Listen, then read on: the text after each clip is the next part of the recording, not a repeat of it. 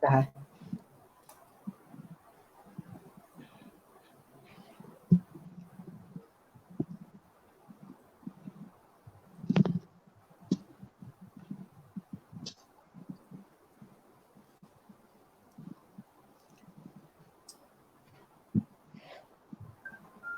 Baik, bismillahirrahmanirrahim.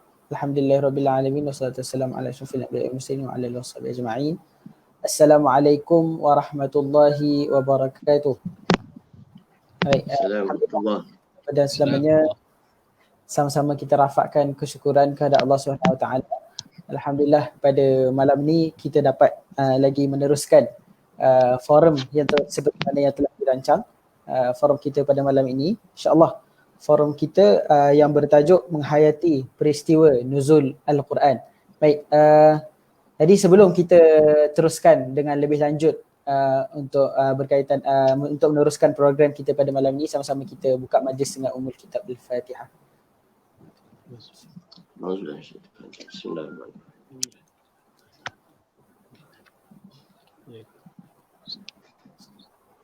Ya, kena.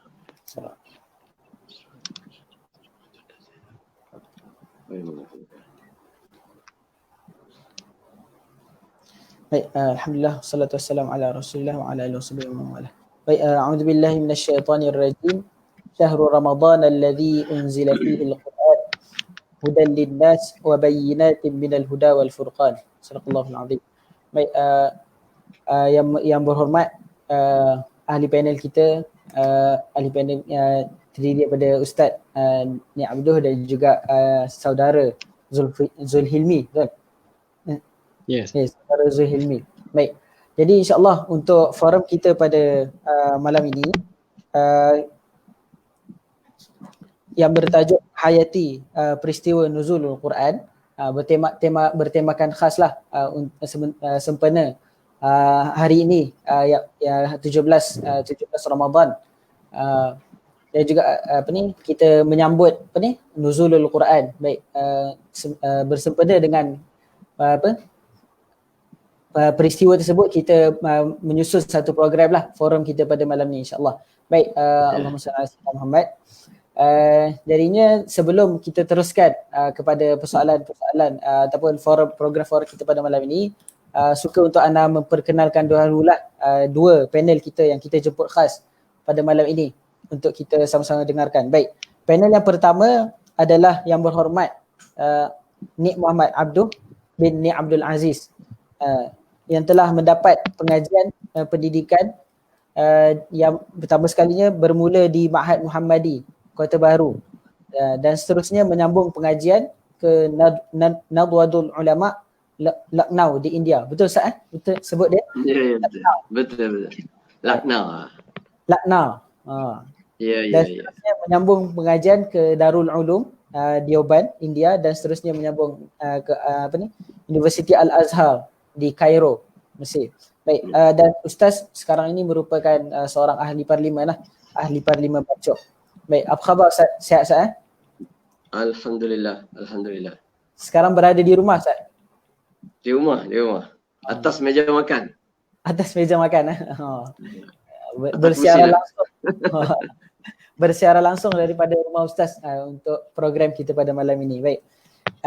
Jadi itu adalah panel kita yang pertama lah. Beliau merupakan panel kita yang pertama, dan seterusnya Ana akan memperkenalkan panel kita yang kedua untuk malam ini, yang diberi nama Muhammad Zulhilmi bin Matfiah, berasal daripada Terengganu, kan? Dan sekarang ni sedang menyambung pengajian di Universiti Pendidikan Sultan Idris, UPSI, mengambil kursus ataupun ijazah sarjana muda pendidikan kimia. Betul Ya, saya. Okey, buat pengetahuan semua penonton sekalian. Buat pengetahuan semua penonton sekalian, saudara Zulhilmi adalah merupakan seorang presiden bagi Persatuan Al-Mursyidin Club di UPSI. Betul Baik. Ya. Sihat Zulhilmi? Sihat, alhamdulillah.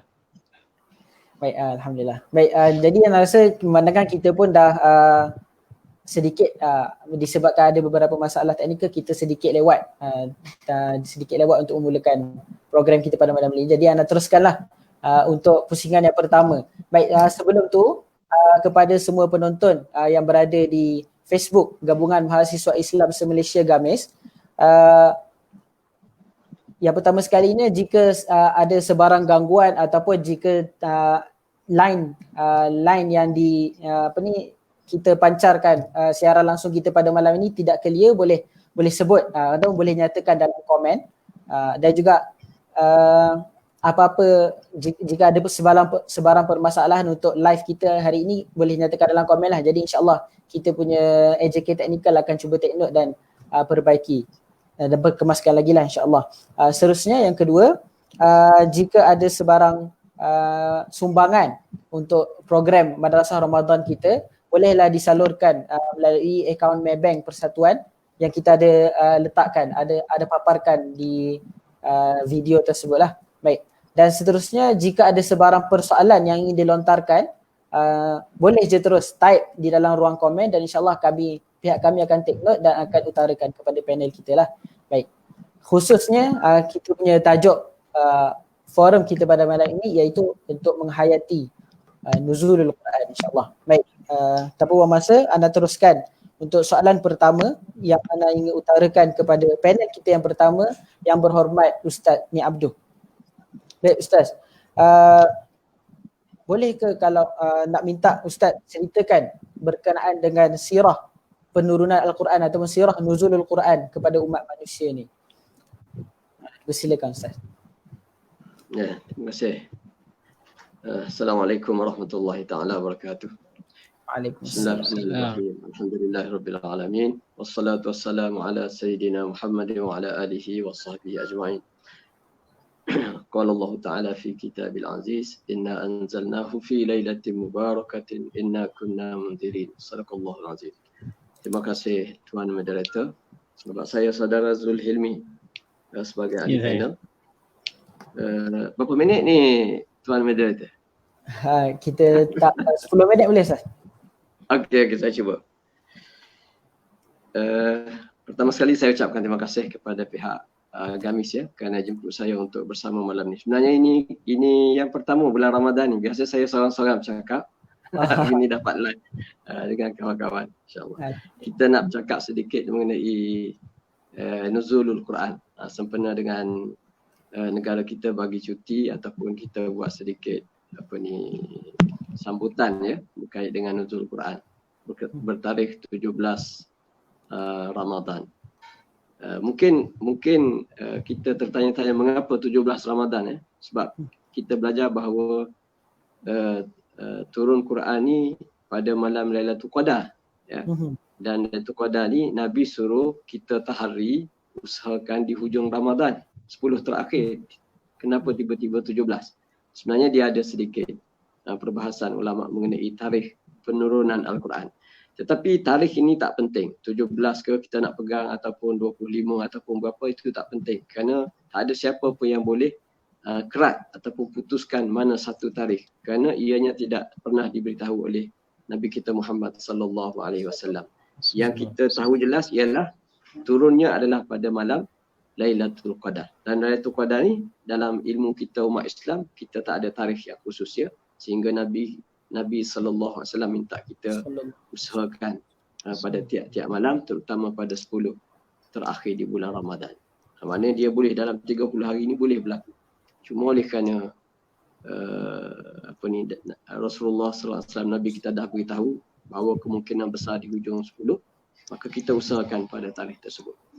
Walau bagaimanapun kita bercakap mengenai nuzul Quran pada 17 Ramadan, itu atas mungkin kita nak kumpulkan semua ingatan kita umat Islam supaya pada tarikh ini sempena dengan peristiwa Badar di mana Allah Ta'ala sebut dalam Al-Quran, وَمَا أَنزَلْنَا عَلَىٰ عَبْدِهِ يَوْمَ الْفُرْقَانِ يَوْمَ الْتَقَى الْجَمْعَانِ. Allah Ta'ala sebut Allah Ta'ala turunkan Al-Quran ni pada hari bertemu dua kumpulan besar, iaitu perang Badar di antara tentera Rasulullah sallallahu alaihi wasallam dengan tentera Quraisy pada masa itu. Untuk kita bercakap mengenai sejarah penurunan Al-Quran ni, kita ambil daripada hadis-hadis ya, sunnah Nabi yang ada kekuatannya dari sudut darjat hadis. Secara umumnya disebut bahawa ulama kita ada sedikit perbahasan bagaimana Al-Quran diturunkan. Cuma asas yang perlu kita faham ialah dia ada fasa dia ya. Al-Quran yang ada fasa dari sudut masa dia. Yang pertama, dia ni kekal lama di Ummil Kitab ataupun kita sebut di Lauh Mahfuz. Biasa kita mudah nama dalam Quran ni biasa kita baca ayat 30 ni kita akan jumpa ya. Bal huwa Qur'anun Majid fi Lauhil Mahfuz. Jadi Lauh Mahfuz ni adalah nama yang biasa kita dengar. Jadi apa Lauh Mahfuz? Dia adalah kitab. Wa innahu fi ummil kitabi ladaina la'aliyyun hakim. Allah Ta'ala sebut dalam beberapa ayat. Alam ta'lam anna Allah ya'lamu ma fis samawati wal ard inna dzalika fi kitab. Semuanya ulama kita tafsir secara umumnya bahawa kitab yang dimasukkan adalah bukan kitab kitab macam Quran, tapi dia adalah Lauh Mahfuz. Lauh Mahfuz adalah lembaran ataupun kitab di mana Allah Ta'ala menuliskan segala takdir, ketentuan untuk segala makhluknya. Termasuklah di dalamnya adalah Allah Ta'ala menyimpan lama kitab Al-Quranul Karim bersama dengan kitab-kitab saudara-saudara dia yang lain lah. Kitab-kitab Samawi, Taurat, Injil, Suhuf Ibrahim dan sebagainya. Ini satu fasa ya. Fasa di mana sebelum manusia diciptakan, Al-Quran ini telah pun wujud. Itu kenapa? Lama dia wujud di Lauh Mahfuz di sisi Allah Ta'ala. Wa innahu fi ummil kitabi ladaina la'aliyyun hakim. Sesungguhnya dia ni telah berada di Ummil Kitab, Lauh Mahfuz di sisi kami, kata Allah Subhanahu Wa Ta'ala. Kemudian berlaku malam Lailatul Qadar ya. Malam di mana Allah Ta'ala sebut inna anzalnahu fi lailatul qadr. Sesungguhnya kami telah menurunkan Al-Quran Qadar. Ulama kita ada yang berdapat bahawa malam Lailatul Qadar ni adalah di mana Al-Quran telah diturunkan daripada Lauh Mahfuz di atas langit 7, diturunkan satu jumlah, maknanya satu kitab lah, 30 juzuk tu. Dia turun dengan kehendak Allah Ta'ala ke Baitul Izzah. Kita panggil satu rumah lah. Itu Allah Ta'ala Maha tahu bagaimana. Di mana di lapis langit yang bawah. Di situlah mawaqi'in nujum dia sebut. Di mana lapis langit bawah ni lapis langit pertama, sebagaimana kita belajar dalam peristiwa Isra' dan Mi'raj ya. Nabi nak masuk ke lapis langit ni, dia kena bagi salam. Ada malaikat jaga. Lapis langit 1, 2 sampai 7. So peristiwa besar yang kita sebut Lailatul Qadar ni ialah peristiwa di mana Al-Quran diturunkan satu jumlah penuh, iaitu 30 juzuk diturunkan ke lapis langit paling bawah. Ini pandangan kebanyakan ulama yang diterima. Tapi ada pandangan ulama kita berdasarkan apa yang mereka faham daripada nas-nas. Mereka kata tak ada cerita lapis langit atas kepada lapis langit bawah. Tetapi Lailatul Qadar ini adalah di mana Quran terus turun kepada Rasulullah sallallahu alaihi wasallam. Cuma dia turun yang dimasukkan anzalnahu, kami menurunkannya, bukanlah 30 juzuk, tetapi penurunan yang pertama ke atas Rasulullah sallallahu alaihi wasallam di Gua Hira. Maknanya surah Al-Alaq itulah awal surah Al-Alaq ya, lebih kurang 5 ayat. Iqra bismi rabbikal ladzi khalaq. Tak silap saya 5 ayat yang pertama diturunkan. Jadi kita ada dua pandangan ulama. Satu, Lailatul Qadar ni adalah turun secara terus daripada Lauh Mahfuz kepada Rasulullah sallallahu alaihi wasallam. Tetapi dia tidak turun 30 juzuk, dia turun hanya beberapa ayat saja daripada surah Al-Alaq. Tetapi yang kita nak sambung cerita ialah pandangan yang pertama tadi, iaitu dia turun ke lapis langit Baitul Izzah. Di situ ulama sebut mengapa ini berlaku. Jawapan dia kerana sebagai satu pemakluman supaya ada perbezaan yang pertama di antara kitab Al-Quran dengan kitab-kitab yang turun sebelum daripada ini, yang diturunkan kepada para nabi dan para rasul sebelum ini. Iaitu para nabi dulu mereka menerima kitab ataupun suhuf secara satu jumlah. Dia tak turun sikit-sikit. Dia turun satu. Ibrahim terima, Nabi Ibrahim datuk kita terima Suhuf Ibrahim satu lembaran penuh. Begitu juga dengan Nabi Musa, Nabi Isa AS dan seluruh para anbiya. Jadi itu peristiwa kepada yang berlaku pada Nabi-Nabi terdahulu. Adapun kepada Rasulullah, demi mengangkat, ulama kata demi mengangkat darjat Al-Quran dan mengangkat darjat Rasulullah SAW, maka berlaku peristiwa pemakluman ke atas seluruh penduduk di langit. Maknanya Allah Ta'ala tak turun 30 juzuk direct kepada Nabi, tapi dia buat satu peristiwa penting. Dan peristiwa itu pada malam Lailatul Qadar, ya, di mana seluruh makhluk Allah Ta'ala di langit, para malaikat Allah Ta'ala, entah berapa bilion kita tak tahu, mereka dimaklumkan bahawa satu peristiwa besar sedang berlaku, iaitu persiapan telah dibuat di langit. Persiapan telah dilakukan di langit untuk menurunkan sebaik-baik kitab, iaitu Al-Quran kepada sebaik-baik makhluk di muka bumi, iaitu Rasulullah SAW. Jadi turunlah Al-Quran ni ke lapis langit paling bawah di Baitul Izzah. Dan daripada Baitul Izzah itulah Al-Quran diturunkan secara sedikit-sedikit munajjaman. Wa Qur'anan faraqnahu litaqra'ahu 'alan nasi 'ala mukth wa nazzalnahu tanzila. Ini adalah ada dalam surah Al-Isra. Jadi dia kali pertama turun pada Lailatul Qadar, dan pada dia turun daripada lapis langit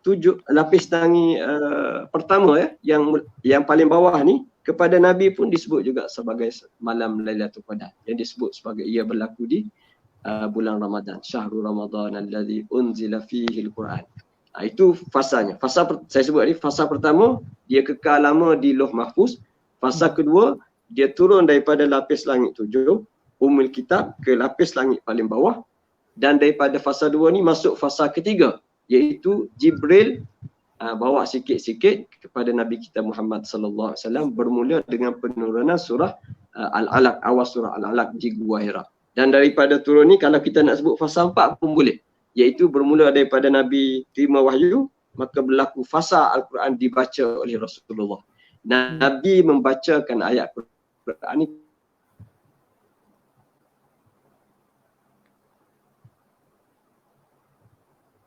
di mana sesama kita selepas wafatnya Nabi sallallahu alaihi wasallam. Itulah lebih kurang, ya, sejarah penurunan Al-Quran. Wallahu a'lam. Baik, Alhamdulillah, terima kasih diucapkan kepada Al-Fadhil Ustaz Abdul atas perkongsian ringkas dan padat yang disampaikan kepada semua lah, insyaAllah. Jadi secara ringkas, Ustaz, kita boleh kata ada lebih kurang 4 pasal, Ustaz. Boleh 3 ataupun 4. 3 ataupun 4 fasal lah. Bermula yang keempat tu Rasulullah baca kepada kita. Baik. Bermula daripada Al-Quran tu berada di Lauh Mahfuz sehinggalah kita sehinggalah Nabi Muhammad SAW membacakan Al-Quran kepada umat manusia. Baik. Jadi anda akan terus kepada persoalan kepada yang akan diutarakan kepada panel kita yang kedua, saudara Zuhilmi. Baik. Soalannya berbunyi, apakah ibrah yang boleh kita ambil daripada kejadian nuzulul Quran ini dalam membentuk jati diri anak muda? Persilakan. Okey, baik. Dengar? Boleh. Okey. Terima kasih kepada saudara Mujib selaku moderator. Yang dihormati Ustaz YB Ni Abdul selaku panel yang pertama, dan yang diraikan, yang dikasihi rakan-rakan yang sedang menonton. Okey, baik. Apa yang boleh anda berikan, beberapa perkara, ada 3 perkara yang anda kira besarlah untuk kita mengambil ibrah daripada peristiwa nuzulnya Quran. Yang pertama, kita boleh lihat konteks turunnya ayat yang pertama. Ayatnya yang berbunyi Iqra, berkaitan dengan, maksudnya bacalah, yang mana yang kalau kita tafsirnya, dia berkaitan dengan ilmu.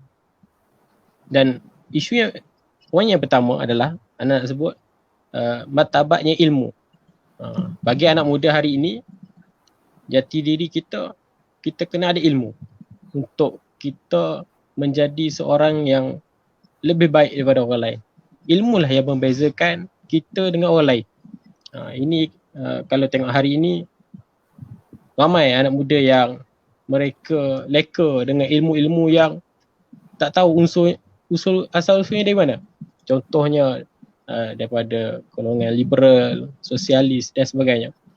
Dan adanya yang golongan hari ini yang terlibat dengan hedonism. Contohnya agama BTS dan sebagainya. Ini punca dia orang meletakkan martabat ilmu ni di mana. Ini yang pertama lah. Yang kedua, kita kena ambil ibrah Al-Quran ni sebagai panduan hidup. Yang mana kita tahu Al-Quran ni diturunkan untuk umat manusia yang menjadikan kita ni dalam keadaan orang kata ihdinas siratal mustaqim, ke jalan yang benar.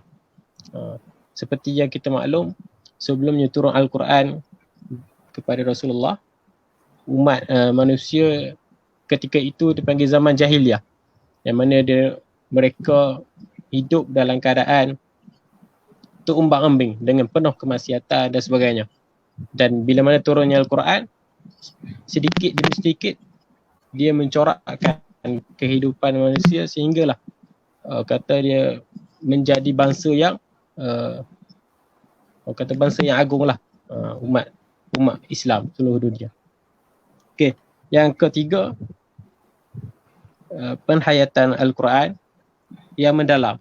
Yang ni kita mesti kaji dan belajar betul-betul dan tadabbur Al-Quran. Bukan sekadar kita membaca, bukan sekadar kita membaca maknanya, tapi kita mengamalkannya dalam hidup kita.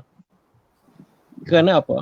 Kerana Al-Quran, ada sahabat yang bertanya kepada Aisyah, bagaimana kita nak lihat akhlak Rasulullah? Aisyah menjawab, akhlak Rasulullah adalah Al-Quran. Jadi malulah kita kalau orang Islam, Muslim, bila mana kita digelar sebagai Muslim tapi tidak berakhlak.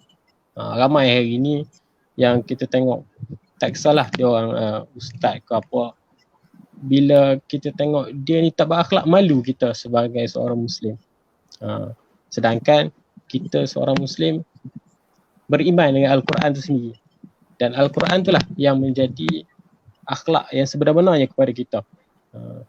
Itulah antara yang anda boleh berikan, 3 perkara. Yang pertama, martabat ilmu. Yang kedua, panduan hidup. Yang ketiga, penghayatan Al-Quran yang mendalam. Sebagai seorang mahasiswa khususnya dan sebagai seorang Muslim umumnya. Wallahu a'lam. Alhamdulillah. Terima kasih diucapkan kepada saudara Zul. Saudara Zul ini atas proses tadi. Maksudnya 3 ibrah lah yang dikongsikan, iaitu yang pertama berkaitan dengan kita perlu memartabatkan ilmu sendiri. Yang kedua adalah Al-Quran merupakan panduan ataupun petunjuk kita sebagai seorang Muslim ni, sepatutnya kita menjadikan Al-Quran ini sebagai panduan. Yang ketiga, mestilah ada penghayatan kepada Al-Quran sendiri. Baik. Sebelum Ana teruskan dengan pusingan yang kedua, soalan yang Ana akan lontarkan kepada sekali lagi Ana ajaklah kepada sahabat-sahabat penonton kita di Facebook, antum semua boleh share ataupun boleh watch party kita punya program kita pada malam ini, forum kita pada malam ini bersama 2 panel jemputan kita, supaya kita dapat sebarkan kita punya perkongsian ilmu ni kepada lebih ramai lah yang menerima. Walaupun kita tahu sebenarnya malam ini boleh kata agak banyak lah kita punya live. Kalau kita tengok tersilap Kelantan pun ada buat live terus live tersilap Tuan Guru ada. Ada. Ya, tadi Ana ada perasan ada satu live. Dan juga itu yang pertama lah. boleh kita share lagi live kita pada malam ni atau watch party. Yang kedua, kalau sekiranya ada persoalan yang ingin dilontarkan kepada panel kita pada malam ini, boleh dia terus lontarkan atau boleh tuliskan di ruang komen lah, insyaAllah Ana akan bacakan pada pusingan yang seterusnya, insyaAllah. Baik Ustaz, kita boleh masuk kepada pusingan yang kedua, Ustaz. Ya. Baik, Ana akan teruskan dengan soalan yang kedua. Ana akan utarakan kepada Yang Berhormat Ustaz Abdul. Ustaz, apakah perbezaan dan keistimewaan Al-Quran kalau kita nak bandingkan ataupun berbanding kitab lain lah yang hendak menjadikan, dan bagaimana kita nak jadikan Al-Quran ni sebagai panduan hidup? Boleh Ustaz? Perbezaan Quran dengan kitab lain Perbezaan Al-Quran dengan kitab lain dan bagaimana kita nak jadikan Al-Quran ni sebagai panduan hidup. Ini tak boleh 10 minit ni. Cuba sikit InsyaAllah. Saya cuba. Baik, sebagaimana yang Ana sebut tadi bahawa kitab Al-Quran ni ada saudara-saudara dia yang daripada awal lagi mereka bersama di Lauh Mahfuz, ketentuan Allah SWT. Semua Al-Quran ni paling lewat diturunkan sebab dia diturunkan untuk akhir zaman kepada Rasul akhir zaman. Cuma memang ada perbezaan yang nyata. Kalau yang paling nyata, yang pertama ialah Al-Quran ni ada dua dia punya misi dia. Pertama, dia sebagai panduan hidup yang kita sebut manhaj kita guna manhaj hidup. Dan yang kedua, dia adalah sebagai mukjizat untuk membenarkan kerasulan Nabi sallallahu alaihi wasallam. Berbeza dengan kitab Injil, kitab Taurat dan kitab-kitab sebelum daripada Al-Quran, mereka tidak diturunkan, kitab-kitab ini hanya diturunkan sebagai manhaj sahaja, cara hidup untuk umat Nabi masing-masing. Tetapi mereka tak jadi mukjizat. Kerana apa? Kerana ada perbezaan keperluan mukjizat Al-Quran kepada Rasulullah sallallahu alaihi wasallam, dan tak perlu kitab-kitab lain menjadi mukjizat kepada nabi-nabi terdahulu. Kerana nabi-nabi terdahulu telah ada mukjizat besar untuk membuktikan mereka adalah nabi. Seperti Nabi Musa Nabi Musa kita tahu, dia tak perlu kitab Injil untuk jadi mukjizat. Dia hanya perlu tunjukkan tungkak dia tungkak dia untuk menunjukkan kepada Firaun dan bangsa Firaun, bangsa Bani Israel, bahawa dia Nabi, iaitu dia boleh belah laut. Cukup dah umat masa tu. Dia tengok benda yang terlalu pelik. Ular yang besar misalnya, yang berlaku di hadapan Firaun dengan tukang-tukang sihir. Jadi itu dah jadi mukjizat. Tinggal lagi kitab Taurat yang dibekalkan kepada Nabi Musa AS ini hanya mengatur kehidupan untuk umat Nabi Musa pada masa itu. Boleh? Berbeza dengan Al-Quran. Al-Quran ni walaupun Nabi ada mukjizat hissi, mukjizat yang boleh dilihat dengan mata, banyaklah mukjizat Rasulullah ni, tetapi Nabi Muhammad ini adalah Nabi untuk sekalian manusia sampai kiamat.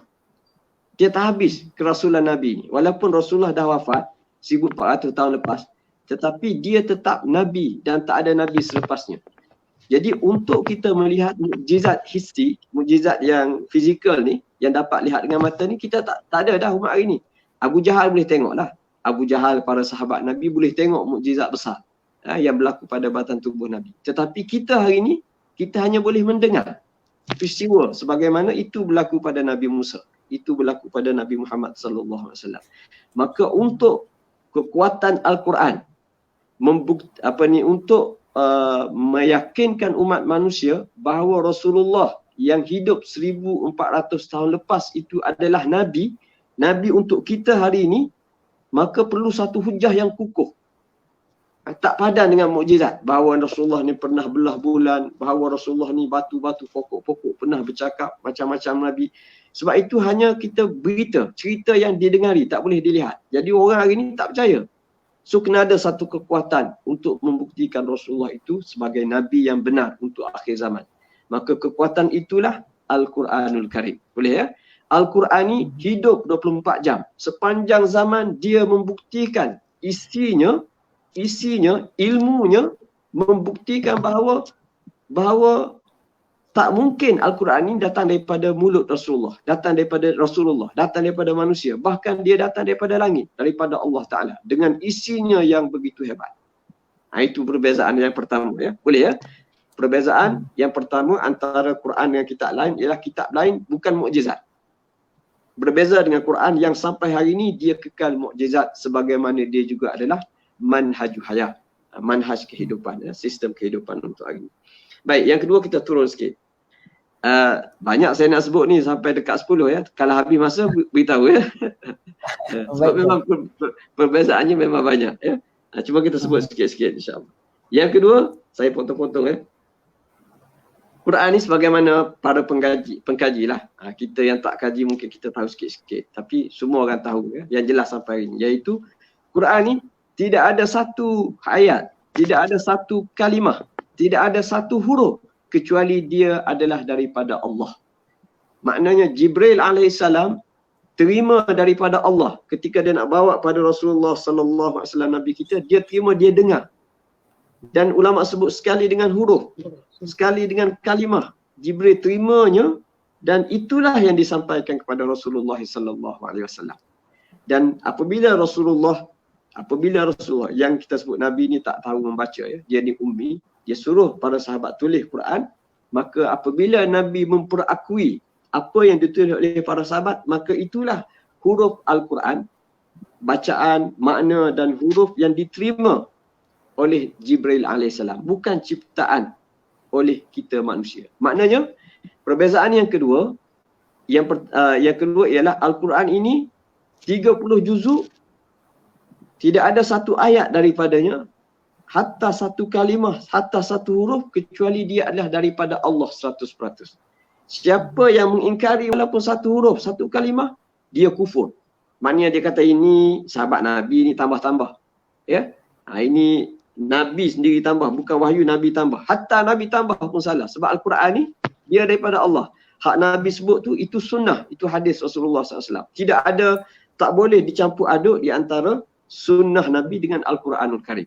Ada darjat dia yang masing-masing. Yang kita panggil darjat tawatur Al-Quran 100%. Adapun kitab-kitab lain, dia bukan, ini kepada orang yang baca, orang yang kajilah. Sahabat-sahabat kita alhamdulillah hari ini di universiti tu banyak kajian. Dia boleh baca kitab Injil, Bible, dia boleh baca kitab Taurat, baca kitab-kitab agama-agama dulu. Mereka semua tahu bahawa kitab-kitab itu bukan 100% daripada langit. Bahkan campur aduk. Dan tak tahu nak bezakan. Hatta Bible hari ni, kitab Injil hari ni pun orang tak tahu ini daripada Nabi Isa, daripada Allah ke ataupun daripada anak buah dia yang jauh, yang selepas Nabi Isa diangkat ke langit barulah ditulis balik kitab Injil. Jadi kitab Injil ataupun kitab Taurat ni kitab yang campur aduk di antara kalamullah dengan kalam manusia. Maka dia menjadi satu perbezaan yang amat dahsyat ya, betapa sucinya Al-Quran tidak diganggu oleh kekurangan yang ada pada manusia. Itu yang kedua. Baik, yang ketiga, Quran ini diturunkan, saya sebut awal tadi ya. Quran ini dia beza dengan kitab-kitab dulu. Dia diturunkan 23 tahun. Dia turun sikit-sikit. Dan ini satu mukjizat yang hebat. Kalau kita nak bahas ni mengapa 23 tahun tidak sekaligus, itu panjang pula cerita. Saya nak sebut perbezaan je ya. Kalau ada masa kita buat sesi lain ya. Mengapa Al-Quran ni daripada langit, kita sebut tadi ya, daripada Baitul Izzah, lapis langit paling bawah tu diturunkan munajaman. Ada mufarraqan. Sedikit berdikit-dikit selama 23 tahun. Sedangkan kitab-kitab lain diturunkan sekaligus. Itu perbezaan dia. Dan dia punya hikmah dia memang banyak disebut. Yang paling utama ialah untuk nak linuthabbita bihi fuadak, kata Allah Ta'ala dalam Al-Quran. Kadzalika linuthabbita bihi fuadak. Semua kami turunkan sikit-sikit ini supaya jiwa engkau semakin tetap, semakin kukuh, wahai Muhammad. Mana Nabi terima sikit-sikit itu kukuh. Macam kita masukkan barang apalah. Kita masuk sikit-sikit, kita kukuhkan satu benda ya. Kita letak bata, sikit-sikit untuk mengukuhkan. Itu kalau fizikalnya. Begitulah jiwa Rasulullah. Dia terima sikit-sikit supaya Nabi, sepanjang Nabi bertugas sebagai Rasul 23 tahun, jiwa Rasulullah sentiasa panas, sentiasa hangat kukuh dengan wahyu daripada Allah Subhanahu wa taala. Yang seterusnya, berbeza di antara Quran dengan kitab-kitab lain ialah kitab Quran ni hebatnya ialah dia tersimpan di dada umat Nabi. Dia boleh dihafaz. Boleh dihafal.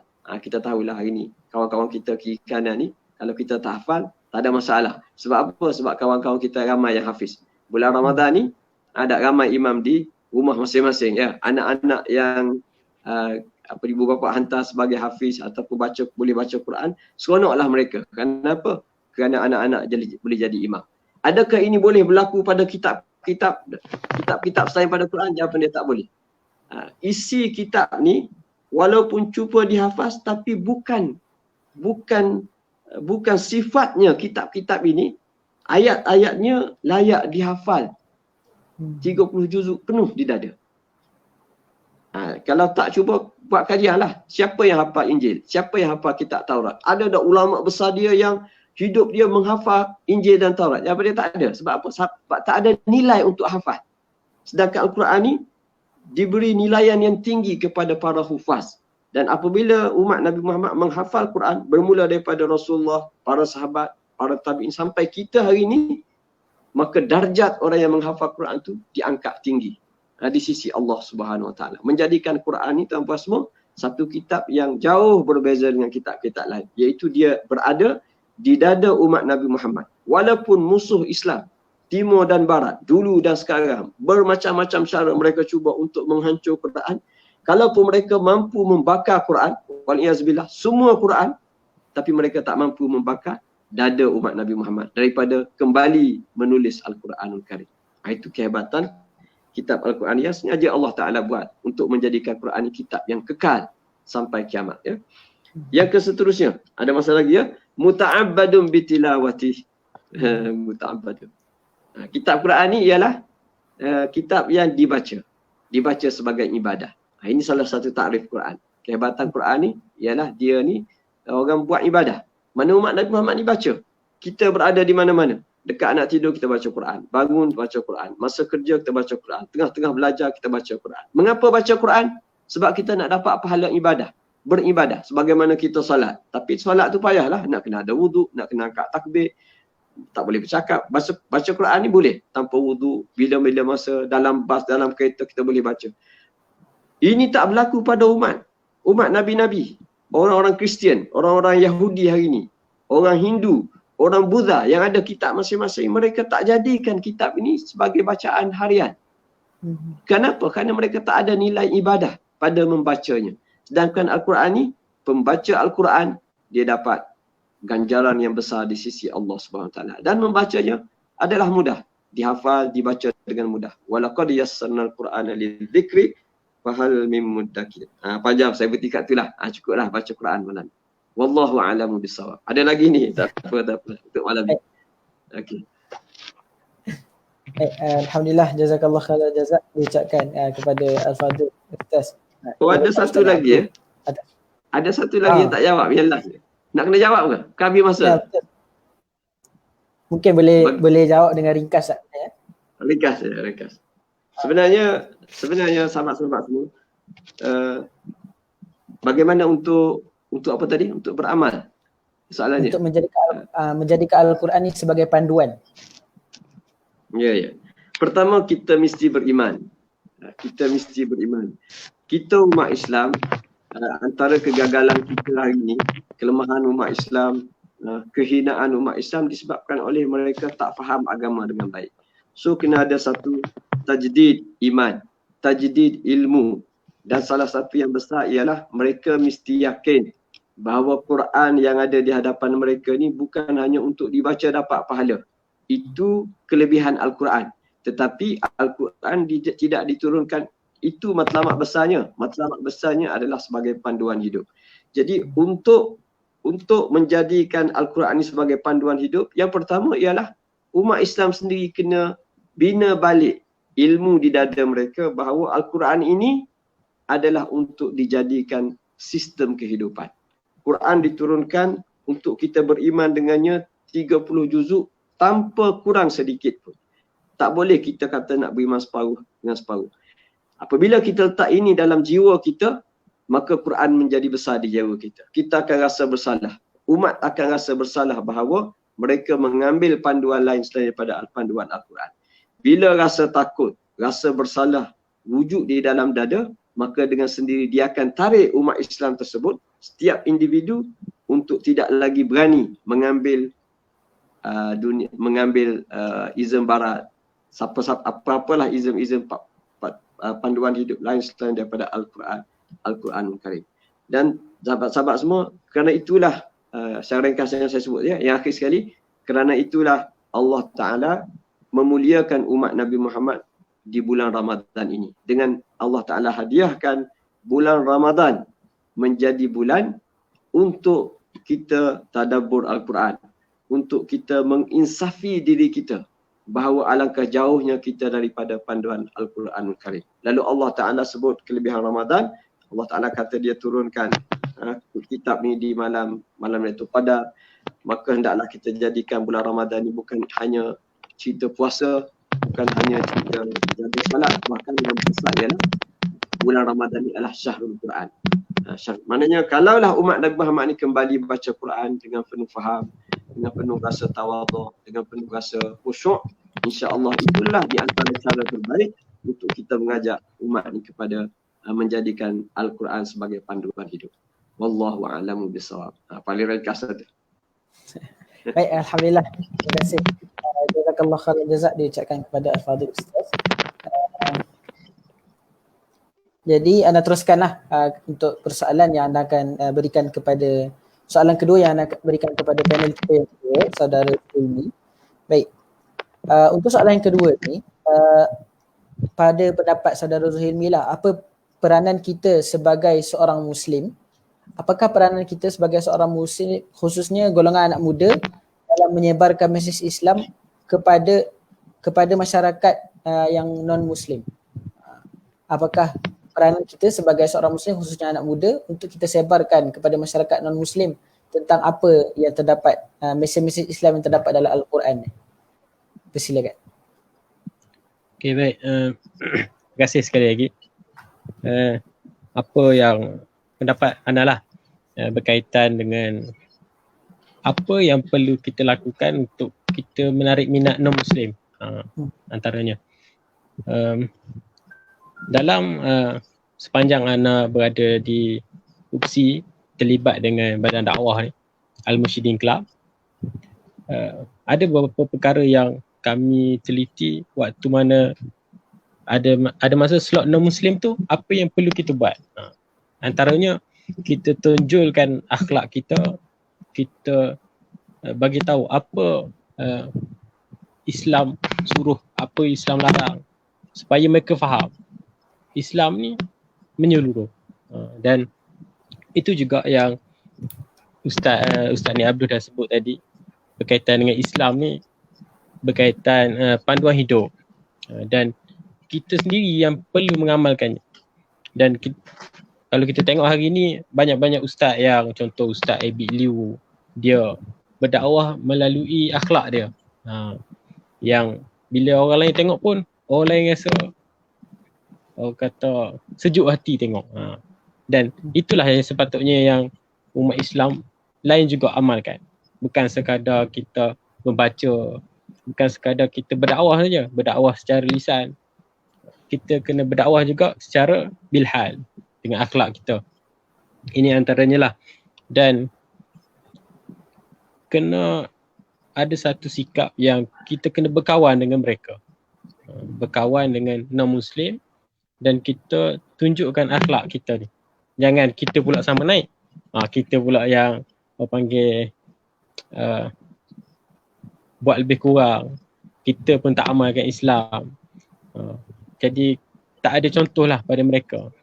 Bila kita yang memulakan, insyaAllah mereka yang akan ikut kita.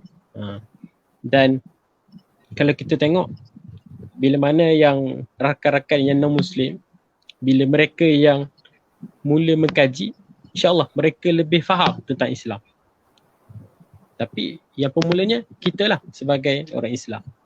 Itulah antaranya yang anda rasa umat Islam hari ini perlu mengamalkan Islam secara syumul dan secara kata kita mentadabbur Al-Quran dan mengamalkan dalam hidup kita. Itulah sedikit daripada Nah. Allah Allah. Mungkin cuma Ana ada satu soalan nak tanya Ustaz. Boleh Ustaz? Direct. Soalannya adalah sahabat yang daripada non-Muslim.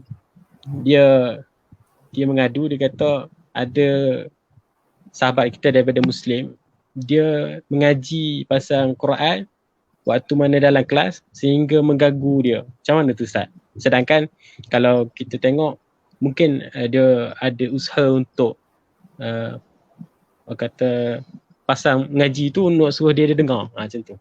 Tapi dalam masa yang sama dia boleh menimbulkan sakit hati pada kawan yang non-Muslim tu. Macam mana Ustaz?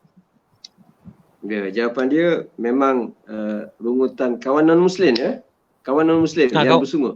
Ya. Dan kawan non-Muslim yang dia kata benda yang bacaan Quran tu dalam waktu kelas tu mengganggu. Yang pasang tu Muslim. Dia punya rungutan tu adalah betul 100%. Maknanya adalah salah bagi kita bila kita baca Quran, bacaan kita menyebabkan gangguan orang. La dirara, la darara wa la dirar. Ya. Kita tak boleh memudaratkan diri kita, apatah lagi nak memudaratkan orang lain. Dan memang Al-Quran ni dibaca untuk, kita panggil bacaan kita adalah untuk kita, bukan untuk orang lain. Kalau orang lain tak nak dengar, mengapa kita duk kalut? Ini banyak berlaku dalam masyarakat kita. Ana sendiri ada sejarah. Satu kali dulu masa belajar dulu, Ana pergi ke buat umrah. Jadi nekat kita, masa tu Ana baru habis hafal Quran, ayah bawa sebagai hadiah pergi ke Mekah masa belajar dulu. So Ana duduk selama dalam 10 hari tu memang nekat kita nak khatam Quran di Masjid Mekah dengan Masjid Madinah. So Ana duduk di masjid tu baca Quran. Sampai di Masjid Madinah An-Nabawi, nak baca Quran tu Ana tak pasti Ana dulu baca Quran dulu ataupun ada orang dulu mari tidur sebelah. Jadi tengah kita baca tu dia tegur Ana. Dia kata dia ganggu dia tidur. Sepatutnya kita betul lah, apa tidur di masjid kan. Dia tidur kemudian dia mahu kita baca Quran di masjid. Masa tu di luar waktu salat lah. Lepas tu Ana pun cuba baca perlahan lah. Tapi tu mengganggu dia. Jadi dia bangun sekali lagi, orang Arab lah, dia marah. Dia baca itu je. La darara wa la dirar. Bila Ana dengar tu, Ana tu minta maaf, Ana tak kat punggung, Ana baca tak ada orang. Itu sejarah dia. Jadi kita boleh nak sebutnya memang Allah Ta'ala baca Quran ni yang pertama kita faham untuk diri kita, jangan ganggu orang lain. Orang tak faham, non-Muslim tak faham, tak masuk Islam kerana dengar kita baca Quran ni.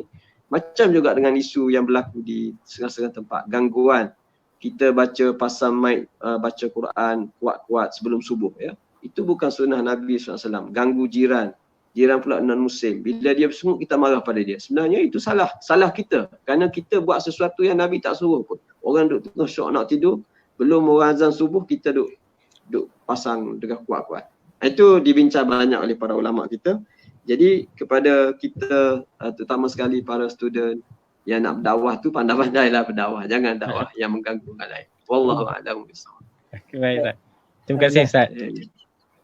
Baik, terima kasih Al-Fadhil Ustaz dan juga panel kita saudara Zuhilmi atas perkongsian ilmu sebentar tadi. Baik, kita dah habis 2 round ataupun 2 persoalan. Tambah 1 soalan ekstra lah kepada Al-Fadhil Ustaz. Kita dah habis 2 round yang kita dah bincangkan tentang sejarah penurunan Al-Quran. Kita dah bincangkan perbezaan Al-Quran berbanding dengan kitab-kitab lain dan juga ibrah-ibrah yang boleh kita dapat. Baik Ustaz, jadi kita nak masuk kepada pusingan yang ketiga. Soalan, ada beberapa soalan. Boleh Ustaz kita teruskan? Ada beberapa soalan daripada pendengar kita, daripada penonton kita. Baik. Ana bacakan soalan satu-satu. Baik, soalan ni nak ditujukan kepada dari segi syarak, bacaan Al-Quran yang sah ialah yang memenuhi 3 rukun tilawah. Salah satu rukunnya adalah ada kesinambungan sanad dengan bacaan Rasulullah sallallahu alaihi wasallam. Apa hukumnya kalau kita baca Al-Quran tetapi tidak bersambung sanad kepada Rasulullah sallallahu alaihi wasallam? Itu soalannya Ustaz. Apa hukumnya kalau kita baca Al-Quran tapi tak bersambung sanadnya? Jadi ana serahkan kepada Ustaz.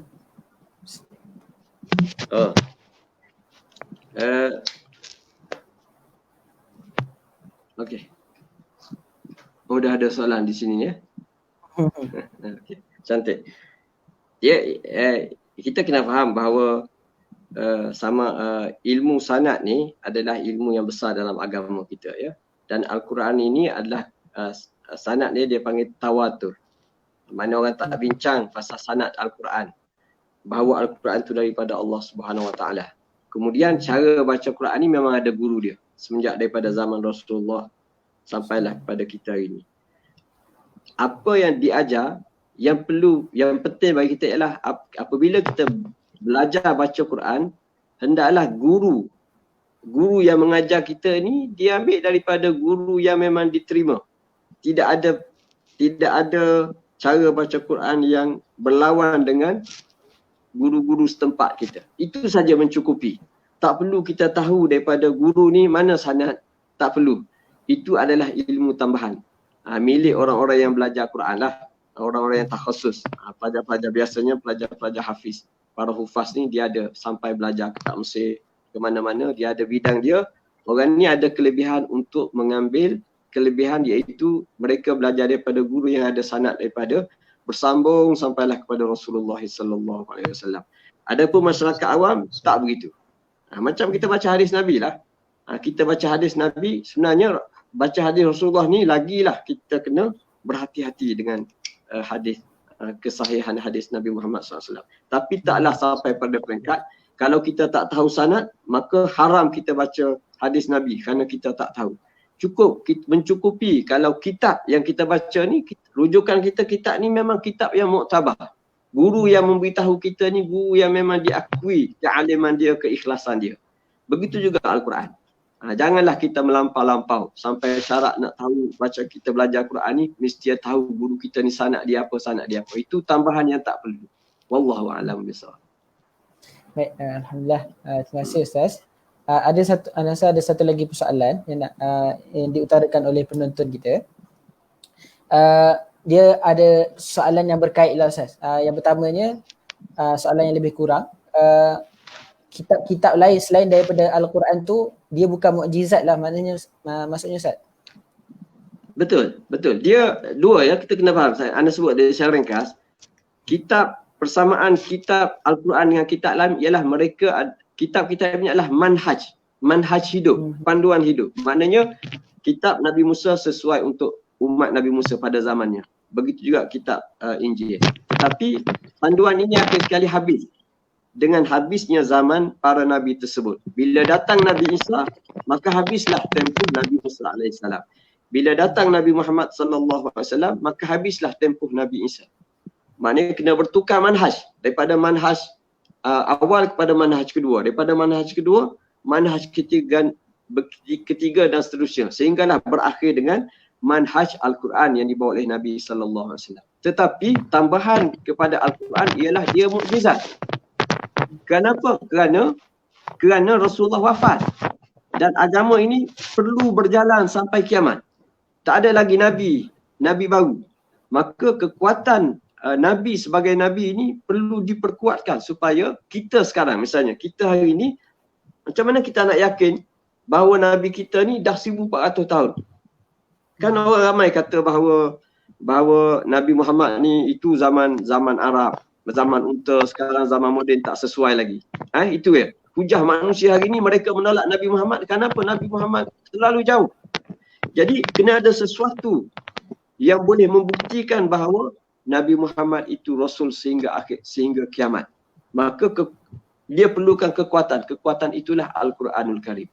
Adapun para Nabi terdahulu, mereka tak perlu kepada kekuatan kitab masing-masing sebagai mukjizat. Kerana mukjizat mereka hidup secara hissi.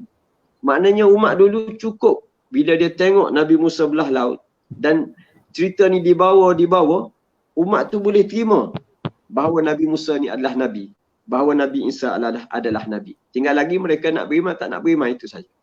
Itu yang perlu kita faham ya, kelebihan Al-Quran Karim.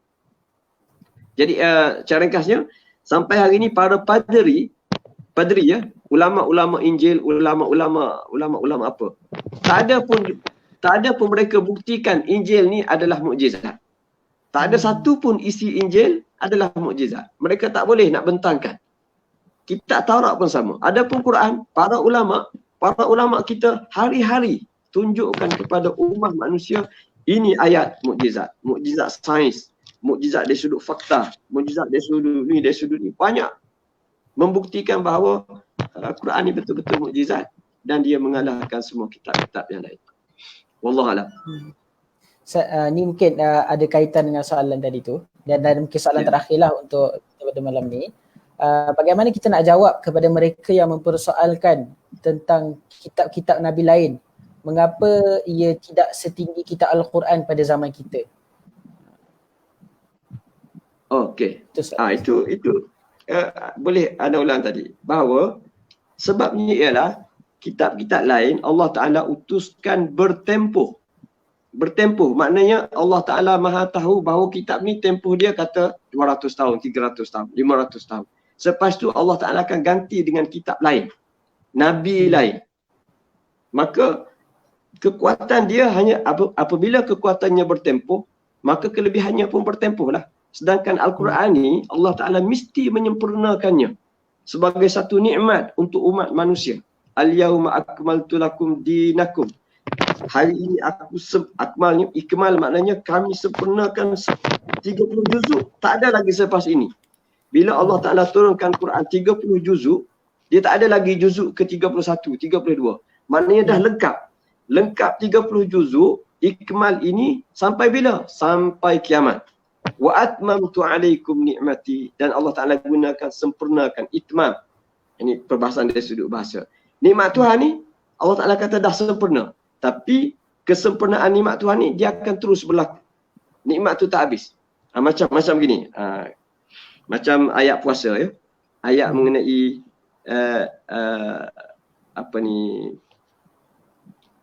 ayat mengenai puasa ni Allah Ta'ala kata walitukmilul iddata. Hendaklah kamu menyempurnakan bilangan 30 hari. Maknanya kena cukupkan 30 hari. Bila cukup 30 hari sempurna, tak ada lagi hari ke 31. Boleh ya? Boleh. Satu, perkataan ikmal. Maknanya Allah Ta'ala kata nak jadikan puasa ibadat Ramadan ni sempurna, ada takwa, ada nikmat syukur di dalamnya, kamu mesti puasa 30 hari berturut-turut. Jangan kurang. 29 ataupun tengah-tengah tu kita batalkan. Dia jadi cacat puasa tersebut. Itu satu. Tapi dalam ayat seterusnya, apabila Allah Ta'ala nak sebut ibadah puasa ni, ialah daripada subuh ke maghrib, kamu kena puasa. Allah Ta'ala kata, thumma atimmus siyama ilal lail. Kemudian hendaklah kamu sempurnakan. Tadi pun sempurna juga 30 hari. Tapi yang ni Allah Ta'ala guna perkataan itmam. Sempurnakan ibadah puasa daripada subuh sampai maghrib. Apabila sempurna maghrib, habis, sempurnalah puasa hari itu. Tapi esok tak ada lagi. Esok kena puasa lagi. So, Quran itu apa? Sahabat semua, Allah Ta'ala kata, dia sempurna sampai bila-bila. Akmaltu alaikum ni'mati. Al-yawma akmaltu lakum dinakum. Agama kamu ni sempurna. Yang anak-anak relate-nya bahawa itulah nilai Al-Quran. Dia mukjizat yang mesti padu, yang mesti kukuh. Kerana dia mesti sempurna sampai kiamat. Kiamat tak tahu bila lagi. Bila Dajjal nak datang, bila Ya'juj Ma'juj nak datang. Nak melalui tempoh yang berbagai ni, tuan-tuan semua. Nak menghadapi otak umat Nabi Muhammad yang pelbagai. Setiap 10 tahun, 20 tahun berubah otak rakyat Malaysia ni. Maka Quran mesti kekal sebagai mukjizat. Tidak ada keperluan itu pada kitab-kitab yang lain. Kerana kitab-kitab lain dia ada tahap dia, ada tempoh dia. Dan sedangkan Al-Quran ni tak ada tempoh. Dia terus sampailah berakhir alam dunia ni. Wallahu a'lamu bissawab. Boleh faham ya? Lebih kurang. Ustaz, ada satu soalan lagi, boleh ya Ustaz? Ada lagi. Okey. Kalau boleh jawablah insya-Allah. InsyaAllah.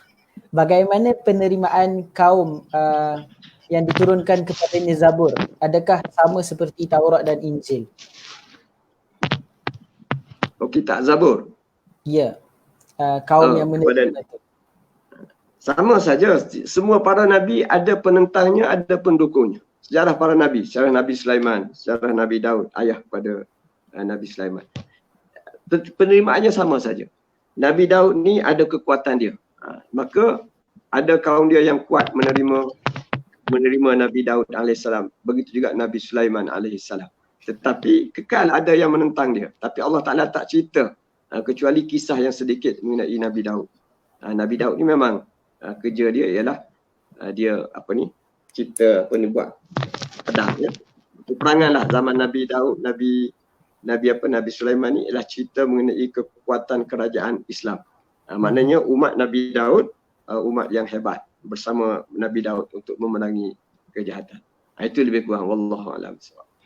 Baik. Alhamdulillah, terima kasih Al-Fadhil Ustaz. Jadi anda kira soalan yang tadi adalah merupakan soalan yang terakhir lah untuk slot kita pada malam ini. Kita pun dah masuk ke 1 jam program kita pada malam ini. Jadi insyaAllah kita akan cuba tamatkan dalam tempoh masa yang sekejap saja lagi. Baik.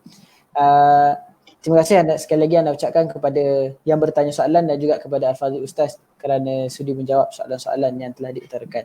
Baik, insyaAllah kita terus kepada pusingan yang terakhir insyaAllah. Boleh Saudara Zul, kita ada mungkin sedikit kesimpulan ataupun sedikit penggulungan lah daripada setiap panel. Boleh InsyaAllah. InsyaAllah. Silakan. Cuma ya. Okey, jadi anda persilakan untuk sesi penggulungan ni anda jemput panel yang kedua dululah, Saudara Zuhilmi. Persilakan. Okey, baik. Okey. InsyaAllah sedikit daripada Ana, apa yang Ana boleh simpulkan daripada kongsian Ustaz ni Abdul, dan yang kita boleh kaitkan adalah bagaimana kehidupan kita hari ini untuk kita seiring dengan Al-Quran dan kita menghayati peristiwa nuzul Quran ni sebenar-benarnya. Bukan setakat kita membuat sambutan, bukan setakat kita buat. Kalau sebelum ni selalu orang buat khatam Quran dan sebagainya. Bukan sekadar itu. Kita kena lebih lagi untuk kita menjadi role model kepada seluruh manusia. Yang mana umat Islam ni adalah umat yang terbaik dengan panduan Al-Quran. Wallahu'alam. Baik, Alhamdulillah. Terima kasih diucapkan kepada Saudara Zuhri atas perkongsian kerana sudi meluangkan masa dan berkongsi dengan kita pada malam ni lah. Jadi seterusnya anda jemput kepada Yang Berhormat Ustaz Abdul untuk mungkin ada sedikit penggulungan dan juga seterusnya menamatkan sesi kita pada malam ini dengan sedikit bacaan doa. InsyaAllah. Silakan. Secara ringkasnya kita baca satu potong ayat Quran ya. A'udzubillahi minasyaitonir rajim. Wa nunazzilu minal Qur'ani ma huwa syifaa'un wa rahmatul lil mu'minin wa la yazidu zalimina illa khasara.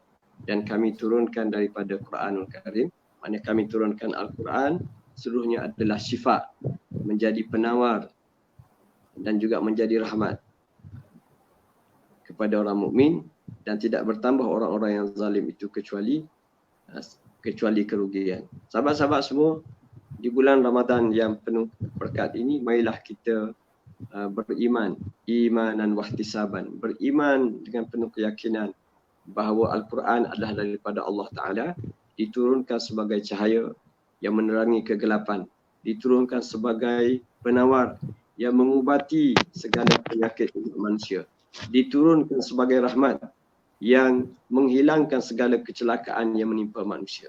Kita perlu menerima Al-Quran dalam hidup kita, dakap nikmat Al-Quranul Karim, dan janganlah kita yang disebut oleh Allah Ta'ala menjadi orang-orang yang zalim, kerana orang zalim tidak akan kembali kepada Allah kecuali mereka membawa segala kerugian daripada apa yang mereka, perbuatan jahat yang mereka lakukan di muka bumi ini.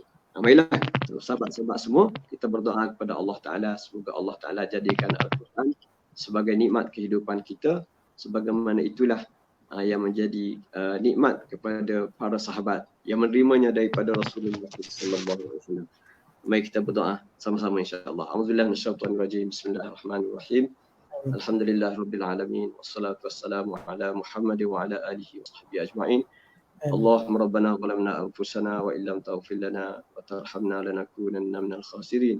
Rabbana wa tub alaina innaka antat tawwabur rahim. Allahumma ighfir lana dhunubana wa liwalidina wa li ajdadina wa li jaddatina wa li masyayikhina wa li jami'il muslimina wal muslimat wal mu'minina wal mu'minat al ahya'i minhum wal amwat. Allahumma innaka khalaqtana wa sawwaytana wa nafakhta fina min ruhika wa akramtana bil ilmi wal mali wal izzi wal jah. Allahumma kun lana wa la takun alaina. Allahumma kun lil muslimina wal mustad'afina fi kulli makan. Farrij hammahum wa nafis karbahum wa tawalla bi nafsika amrahum. Allahumma inna na'udzu biridhaka min sakhatik wa bi mu'afatika min uqubatik wa na'udzu bika mink la nuhsi thana'an 'alaika anta kama athna'ta 'ala nafsik. Allahumma ighfir lana dhunubana. Allahumma ighfir li khati'ati wa jahli wa israfi fi amri wa ma anta a'lam bihi minni. Allahumma ighfir li jiddi wa hazli wa khata'i wa 'amdi wa kullu dhalika 'indi. Allahumma ighfir li ma qaddamtu wa ma akhartu wa ma asrartu wa ma 'alantu wa ma anta a'lam bihi minni. Antal muqaddim wa antal muakhir wa anta 'ala kulli shay'in qadir. Rabbana hab lana min azwajina wa dhurriyyatina qurrata a'yunin waj'alna lil muttaqina imama. ربنا أفرغ علينا صبرا وتوفنا مسلمين. ربنا عليك توكلنا وإليك أنبنا وإليك المصير. ربنا لا تجعلنا فتنة للذين كفروا واغفر لنا ربنا إنك أنت العزيز الحكيم. ربنا آتنا في الدنيا حسنة وفي الآخرة حسنة وقنا عذاب النار. وصلى الله على محمد وعلى آله وصحبه وبارك وسلم والحمد لله رب العالمين. terima kasih. Alhamdulillah, amin ya rabbal alamin. Alhamdulillah, dengan berakhirnya bacaan doa yang telah dibacakan oleh Al-Fadhil Ustaz, maka itu sebagai penutup kepada program kita pada malam ini. Ana mewakili pihak Gabungan Mahasiswa Islam Malaysia Gamis mengucapkan jutaan terima kasih kepada Yang Berhormat Al-Fadhil Ustaz Ni Abduh dan juga Presiden Al-Mursyidin Saudara Zuhilmi atas kesudian meluangkan masa sepanjang kita berforum pada malam ini. Dan juga terima kasih kepada semua penonton sekalian kerana sudi menonton perkongsian ilmu kita pada malam ini. Moga-moga ada manfaatnya lah. Moga-moga kita mendapat manfaat. Moga-moga menjadi bekalan buat kita sehingga ke akhirat kelak insya-Allah. Baik, Ana mewakili Pak Gamis mengucapkan memohon kemaafan jika terdapat kesilapan, kesalahan dan jika ada sebarang gangguan teknikal sepanjang kita bersiaran langsungnya insya-Allah. Baik, wallahu taala alam. Yang baik itu datang daripada Allah, yang kurang tu datang daripada kelemahan diri anda sendiri. Aku qauli hadza wa astaghfirullahal azim li wa lakum. Kita tangguh program kita pada malam ini dengan tasbih kafarah dan surah Al-Asr. Subhanakallah.